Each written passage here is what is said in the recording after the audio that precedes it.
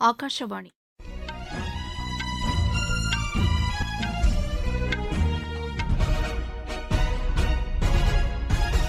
செய்திகள் வாசிப்பவர் வடிவழகி கபிலன். தலைப்புச் செய்திகள்: நாடாளுமன்ற பாதுகாப்பு குறைபாடு தொடர்பாக மக்களவை அலுவலகத்தின் 8 அதிகாரிகள் இடைநீக்கம் செய்யப்பட்டுள்ளனர். பாதுகாப்பு குறைபாடு தொடர்பாக அரசு விரிவான விளக்கம் அளிக்க வேண்டுமென்று எதிர்க்கட்சிகள் அமளியில் ஈடுபட்டதை அடுத்து மக்களவை பிற்பகல் 2 மணி வரை ஒத்திவைக்கப்பட்டது. மாநிலங்களவை உறுப்பினர் திரு டெரிக் ஓ பிரையனை குளிர்கால கூட்டத்தொடரில் இருந்து இடைநீக்கம் செய்வதற்கு தீர்மானம் நிறைவேற்றப்பட்டது. சென்னை மற்றும் புறநகர் பகுதிகள் வெள்ளத்தால் பாதிக்கப்படாமல் இருப்பதற்கு பூண்டி மற்றும் செம்பரம்பாக்கம் ஏரிகளில் நீர்மட்டத்தை உயர்த்த நடவடிக்கை எடுக்கப்படும் என்று தமிழக நீர்வளத்துறை அமைச்சர் திரு துரைமுருகன் தெரிவித்துள்ளார். இந்தியா தென்னாப்பிரிக்கா இடையேயான 3வது டுவெண்டி கிரிக்கெட் போட்டி இன்று நடைபெறுகிறது. இனி விரிவான செய்திகள். நாடாளுமன்றத்தில் பாதுகாப்பு குறைபாடு ஏற்பட்ட சம்பவத்தில் மக்களவை அலுவலகத்தைச் சேர்ந்த 8 பாதுகாப்புத்துறை அதிகாரிகள் இடைநீக்கம் செய்யப்பட்டுள்ளனர். பாதுகாப்பு குறைபாடு தொடர்பாக மத்திய அரசு தெளிவான விளக்கம் அளிக்க வேண்டும் என்று வலியுறுத்தி எதிர்க்கட்சிகள் அமளியில் ஈடுபட்டதை அடுத்து மக்களவை பிற்பகல் 2 மணி வரை ஒத்திவைக்கப்பட்டது. மாநிலங்களவையிலும் இந்த விவகாரம் தொடர்பாக எதிர்க்கட்சிகள் அமளியில் ஈடுபட்டன. இதனையடுத்து அவை 12 மணி வரை ஒத்திவைக்கப்பட்டது. இன்று காலை மாநிலங்களவை கூடியதும் அவைத் தலைவர் திரு ஜெக்தீப் தாங்கர் நேற்று மக்களவையில் ஏற்பட்ட சம்பவம் தொடர்பாக உயர்நிலை விசாரணைக்கு உத்தரவிடப்பட்டு இருப்பதாக கூறினார்.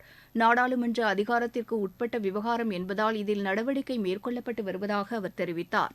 இந்த விளக்கம் போதுமானதாக இல்லை என்று காங்கிரஸ் உள்ளிட்ட எதிர்க்கட்சி உறுப்பினர்கள் அவைத் தலைவரின் இருக்கைக்கு முன்பாக ஆர்ப்பாட்டத்தில் ஈடுபட்டனர். இதனையடுத்து நண்பகல் 12 மணி வரை அவை ஒத்திவைக்கப்பட்டது. பின்னர் அவை கூடியதும் மாநிலங்களவை உறுப்பினர் திரு டெரிக் ஓ பிரையன் அவையின் மாண்பை குறைக்கும் வகையில் நடந்து கொண்டதாக அவைத் தலைவர் திரு ஜெக்தீப் தாங்கர் கூறினார்.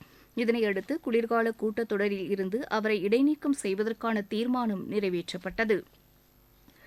தேசிய எரிசக்தி தினம் இன்று கொண்டாடப்படுகிறது. இந்நாளையொட்டி குடியரசுத் தலைவர் திருமதி திரௌபதி முர்மு எரிசக்தி சேமிப்பு தொடர்பான புதிய படைப்புகளுக்கு விருதுகளை புதுதில்லியில் வழங்குகிறார். எரிசக்தி பாதுகாப்பு தொடர்பான தேசிய ஓவியப் போட்டியில் வெற்றி பெற்றவர்களுக்கும் அவர் பரிசுகளை வழங்குகிறார். இந்நாளையொட்டி மத்திய சாலை போக்குவரத்துத்துறை அமைச்சர் திரு நிதின் கட்கரி செய்தி வெளியிட்டுள்ளார். சமூக வலைதளத்தில் அவர் வெளியிட்டுள்ள பதிவில் மக்கள் அனைவரும் தங்களது அன்றாட வாழ்க்கையில் எரிசக்தி சேமிப்பு தொடர்பான நடவடிக்கைகளை மேற்கொள்ள வேண்டும் என்று வலியுறுத்தியுள்ளார். இதனால் எதிர்காலத்தில் சுற்றுச்சூழல் பாதிப்புகள் குறைந்து நீடித்த பாதுகாப்பு ஏற்படும் என்று அமைச்சர் கூறியுள்ளார். இந்தியாவும் ஐரோப்பாவும் தடையற்ற வர்த்தக உடன்பாடுகளை ஏற்படுத்துவதற்கான நடவடிக்கைகளில் ஈடுபட்டுள்ளன. இது தொடர்பாக சுவிட்சர்லாந்தின் பொருளாதார விவகாரங்கள் துறை அமைச்சர் ஹெலன் ஆட்டிடா இந்தியாவும் ஐரோப்பிய யூனியன் வர்த்தக அமைப்பும் ஏராளமான உடன்பாடுகளை ஏற்படுத்தியிருப்பதாக கூறினார். தடையற்ற வர்த்தகம் தொடர்பான இறுதிப் பேச்சுக்கள் இன்னும் முடியவில்லை என்று அவர் தெரிவித்தார். ஐரோப்பிய யூனியன் நாடுகளைச் சேர்ந்த ஐஸ்லாந்து, சுவிட்சர்லாந்து, நார்வே, லிechtenstein ஆகியவை இணைந்து தடையற்ற வர்த்தக அமைப்பை உருவாக்கியுள்ளன என்பது குறிப்பிடத்தக்கது. சிக்கிம் மாநிலத்தில் 3 நாட்கள் தங்கியிருந்த திபெத் நாட்டின் ஆன்மீக தலைவர் தலாய் லாமா அங்கிருந்து இன்று புறப்பட்டார். மேற்குவங்க மாநிலம் சலுகாராவில் உள்ள புத்தமத வழிபாட்டு தலத்தில் அவர் போதனை செய்யவுள்ளார். சிக்கிமிலிருந்து அவர் புறப்படுவதற்கு முன்பாக அம்மாநில முதலமைச்சர் திரு பிரேம்சிங் தமாங் மற்றும் முக்கிய பிரமுகர்கள் அவரை பாதுகாப்பாக வழி அனுப்பி வைத்தனர். கடந்த 11ஆம் தேதி சிக்கிம் சென்ற அவருக்கு பாரம்பரிய முறையில் வரவேற்பு அளிக்கப்பட்டது. அங்கு அவர் நடத்திய 3 நாள் நிகழ்ச்சியில் ஏராளமானோர் கலந்து கொண்டனர். 2013ஆம் ஆண்டுக்கு பின்னர் அவர் சிக்கிம் மாநிலத்திற்கு வருகை புரிந்தார் என்பது குறிப்பிடத்தக்கதாகும். சிக்கிம் மாநிலத்தில் கடும் பனிப்பொழிவு காரணமாக 800 சுற்றுலாப் பயணிகள் பாதிக்கப்பட்டனர். ராணுவ வீரர்கள் மீட்புப் பணியில் ஈடுபட்டதை அடுத்து அவர்கள் அனைவரும் பாதுகாப்பாக மீட்கப்பட்டனர். கிழக்கு சிக்கிமில் கடும் பனிப்பொழிவும் மழையும் ஏற்பட்டதை அடுத்து மக்களின் இயல்பு வாழ்க்கை பெரிதும் பாதிக்கப்பட்டது. பாதிக்கப்பட்டவர்களை மீட்கும் பணியில் ராணுவம் ஈடுபட்டுள்ளது. மீட்கப்பட்டவர்கள் அனைவரும் பாதுகாப்பான இடத்தில் தங்க வைக்கப்பட்டுள்ளனர். அவர்களுக்கு தேவையான மருத்துவ வசதி மற்றும் குளிரை தாங்கக்கூடிய ஆடைகள் வழங்கப்பட்டுள்ளதாக எமது செய்தியாளர் தெரிவிக்கிறார். நீங்கள் கேட்டுக்கொண்டிருப்பது ஆகாஷவாணியின் செய்தி அறிக்கை. நமது லட்சியம் வளர்ச்சியடைந்த பாரதம் யாத்திரையின் மூலம் நாடு முழுவதும் விழிப்புணர்வு நிகழ்ச்சிகள் நடத்தப்பட்டு வருகின்றன. ஊரக பகுதிகள் மற்றும் நகர்ப்புறங்களில் நடமாடும் விழிப்புணர்வு வாகனங்கள் மூலம் மத்திய அரசின் திட்டங்கள் குறித்த விவரங்கள் அடங்கிய கையேடுகள், விண்ணப்ப படிவங்கள், 2024ஆம் ஆண்டுக்கான கால அட்டவணை உள்ளிட்டவை மக்களுக்கு விநியோகிக்கப்பட்டு வருகின்றன. மத்திய அரசின் பல்வேறு துறைகளைச் சார்ந்த அதிகாரிகள் மக்கள் நலத் திட்டங்களை விரிவாக எடுத்துரைக்கின்றனர். ஹரியானாவில் 1300 கிராமங்களில் இந்த யாத்திரை நடைபெறுகிறது. அம்மாநில முதலமைச்சர் திரு மனோகர்லால் மத்திய அரசின் இந்த நடவடிக்கைகளுக்கு ஊக்கமளிக்கும் வகையில் மக்கள் பங்கேற்கும் நிகழ்ச்சிகளுக்கு ஏற்பாடு செய்துள்ளார். தமிழகத்தின் விருதுநகர் மாவட்டம் செட்டிக்குறிச்சி ஊராட்சியில் நடைபெற்ற இந்த யாத்திரையில் ஏராளமான விவசாயிகள் பங்கேற்றனர். மத்திய அரசின் விவசாயிகளுக்கான கடன் அட்டை, வேளாண் நிதி ஆதார திட்டம் உள்ளிட்ட பல்வேறு திட்டங்கள் குறித்து அரசு அதிகாரிகள் விளக்கம் அளித்தனர். இதில் ட்ரோன் மூலம் உரங்கள் தெளிப்பது தொடர்பான செயல் விளக்கம் தமக்கு மிகுந்த பயனளிப்பதாக விவசாயி ஒருவர் தெரிவித்தார். இந்த கைப்ரேயர் வச்சு அடிக்கிறதுக்கும் இந்த ட்ரோன் வச்சு அடிக்கிறதுக்கும் கைப்ரேயருக்கு வந்து ஒரு டேங்க் அடிச்சு ஒரு ஏக்கர் அடிச்சு முடிக்கிறதுக்கு 1000 ரூபாய் கிட்ட நாங்க வந்து அவங்களுக்கு கூலியா கொடுக்கணும். இது வந்து ஒரு ஏக்கர் கடிக்கிறதுக்கு வந்து 700 ரூபாய் ஆகுது. ஆனா எங்களுக்கு டபுள் மடங்கு வந்து லாபகரமா இருக்கு. இந்த ட்ரோனுக்கும் இந்த கைப்ரேயருக்கு வந்து எங்களுக்கு வந்து நிறைய வித்தியாசம் இருக்கு. இதுல வந்து நேரமும் மிச்சமாகுது, தண்ணி மிச்சமாகுது, ரெண்டாவது பண வசதி எங்களுக்கு மிச்சமாகுது. மழைக்காலங்களில் சென்னை மற்றும் புறநகர் பகுதிகளில் தண்ணீர் தேங்காமல் இருப்பதற்கு சென்னையை சுற்றியுள்ள பூண்டி மற்றும் செம்பரம்பாக்கம் ஏரிகளில் 1 அடி கொள்ளளவுக்கு நீர்மட்டத்தை உயர்த்த நடவடிக்கை எடுக்கப்பட்டுள்ளதாக தமிழக நீர்வளத்துறை அமைச்சர் திரு துரைமுருகன் கூறியுள்ளார். வேலூரில் இன்று செய்தியாளர்களை சந்தித்த அவர், பாலாற்றில் 4 தடுப்பணைகளும், பொன்னை ஆற்றில் 47 கோடி ரூபாய் மதிப்பீட்டில் 4 தடுப்பணைகளும் கட்டப்பட்டு வருவதாக கூறினார். சென்னையை சுற்றி புதிய நீர்நிலைகளை உருவாக்குவது தொடர்பான ஆலோசனைகள் மேற்கொள்ளப்பட்டு வருவதாக அவர் குறிப்பிட்டார். பூண்டி மற்றும் செம்பரம்பாக்கம் ஏரிகளில் நீர் கொள்ளளவு அதிகரிப்பது தொடர்பாக குழு அமைக்கப்பட்டிருப்பதாகவும், குழுவின் அறிக்கைக்கு பின்னர் நடவடிக்கை எடுக்கப்படும் என்றும் அவர் கூறினார். நீர்நிலை ஆக்கிரமிப்பு பகுதிகள் அகற்றப்பட்டு வருவதாக திரு துரைமுருகன் தெரிவித்தார்.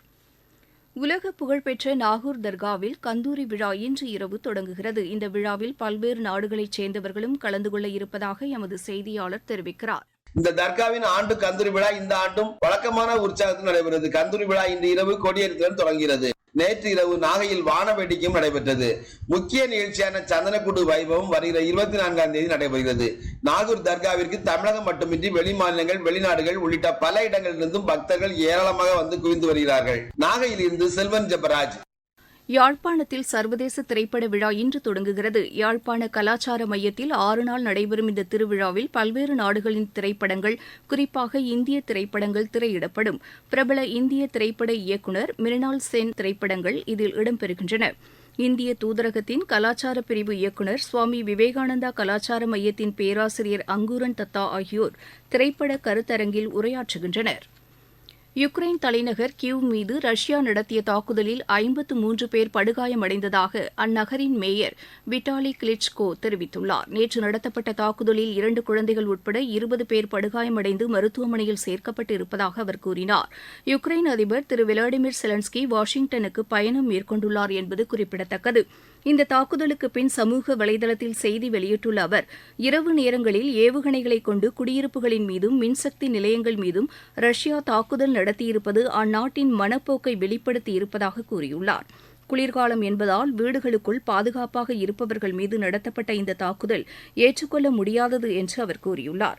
கடந்த ஒரு வாரத்தில் மட்டும் ரஷ்யா 3 முறை யுக்ரைன் மீது தாக்குதல் நடத்தியுள்ளது என்பது குறிப்பிடத்தக்கதாகும். இந்தியா தென்னாப்பிரிக்கா இடையேயான 3வது டுவெண்டி கிரிக்கெட் போட்டி இன்று நடைபெறுகிறது.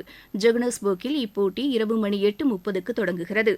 இங்கிலாந்துக்கு எதிரான மகளிர் டெஸ்ட் கிரிக்கெட் போட்டியின் முதல் நாளான இன்று இந்தியா சற்று முன் வரை 33 ஓவரில் 3 விக்கெட் இழப்பிற்கு 162 ரன் எடுத்துள்ளது. மும்பையில் நடைபெற்று வரும் இப்போட்டியில் முன்னதாக டாஸ் வென்ற இந்தியா முதலில் பேட் செய்ய தீர்மானித்தது. உலகக்கோப்பை ஜூனியர் ஹாக்கிப் போட்டியின் அரையிறுதி ஆட்டத்தில் இந்தியா இன்று ஜெர்மனியை எதிர்கொள்கிறது. கோலாலம்பூரில் இப்போட்டி மாலை மணி 3:30க்கு தொடங்குகிறது. ராஜ்கோட்டில் நடைபெற்று வரும் விஜய் ஹசாரே கோப்பைக்கான ஒருநாள் கிரிக்கெட் போட்டியின் 2வது அரையிறுதி ஆட்டத்தில் ராஜஸ்தான் இன்று கர்நாடகாவை எதிர்கொள்கிறது. ISL கால்பந்து போட்டியில் பஞ்சாப் அணி இன்று கேரளா அணியை எதிர்கொள்கிறது. மீண்டும் தலைப்புச் செய்திகள். நாடாளுமன்ற பாதுகாப்பு குறைபாடு தொடர்பாக மக்களவை அலுவலகத்தின் 8 அதிகாரிகள் இடைநீக்கம் செய்யப்பட்டுள்ளனர். பாதுகாப்பு குறைபாடு தொடர்பாக அரசு விரிவான விளக்கம் அளிக்க வேண்டும் என்று எதிர்க்கட்சிகள் அமளியில் ஈடுபட்டதை அடுத்து மக்களவை பிற்பகல் 2 மணி வரை ஒத்திவைக்கப்பட்டது. மாநிலங்களவை உறுப்பினர் திரு டெரிக் ஓ பிரையனை குளிர்கால கூட்டத்தொடரில் இருந்து இடைநீக்கம் செய்வதற்கு தீர்மானம் நிறைவேற்றப்பட்டது. சென்னை மற்றும் புறநகர் பகுதிகள் வெள்ளத்தால் பாதிக்கப்படாமல் இருப்பதற்கு பூண்டி மற்றும் செம்பரம்பாக்கம் ஏரிகளில் நீர்மட்டத்தை உயர்த்த நடவடிக்கை எடுக்கப்படும் என்று தமிழக நீர்வளத்துறை அமைச்சர் திரு துரைமுருகன் தெரிவித்துள்ளார். இந்தியா தென்னாப்பிரிக்கா இடையேயான 3வது டுவெண்டி கிரிக்கெட் போட்டி இன்று நடைபெறுகிறது. இத்துடன் இந்த செய்தி அறிக்கை நிறைவு பெற்றது.